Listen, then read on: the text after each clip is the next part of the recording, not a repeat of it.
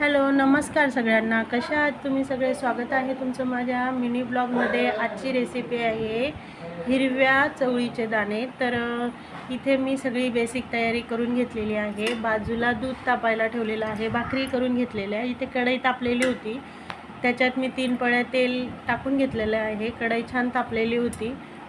तर मस्तपैकी इथे मी मोहरी घातली आहे. मोहरी तडतडल्यानंतर जिरं ॲड करायचं आहे. त्याच्यानंतर लसूण आणि कढीपत्ता टाकून घेतलेला आहे. लसूण ब्राऊन झाल्यानंतर मी कांदा ॲड केला. कांदा टाकल्यानंतर थोडंसं मी हिंग घातलेला आहे.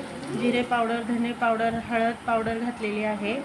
तर इथे कांदा चांगला लालसर झाल्यानंतर मी टोमॅटो ॲड केला आणि इथे टोमॅटो शिजून झालेला लवकर शिजावा म्हणून मी त्याला मॅश करून घेत होते. तर इथे मी लाल मिरची पावडर 3 चमच घातलेली आहे, थोडा काळा मसाला आणि ही लाल मिरची पावडर आहे म्हणजे कलरवाली आहे, ती थोडी ॲड केलेली आहे. तर खाली फोडणीला थोडं लागत होतं, खाली जळत होतं, तर मी थोडंसं चवळी शिजायला घातलेली तेच पाणी मी त्याच्यात ॲड केलेलं आहे.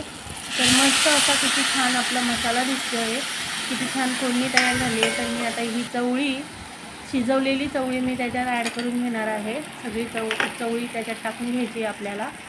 तर बघू शकता मस्त चवळी टाकून घेतलेली आहे मी. त्याच्यात दाण्याचं कूट टाकलेलं आहे. आपल्या याच्यानुसार आपण ते दाण्याचं कूट टाकून घ्यायचं आहे. चवीनुसार मीठ ॲड केलेलं आहे आणि कोथिंबीर टाकून मस्त 5 ते 7 मिनटं मी तिला उकळी काढून घेतली.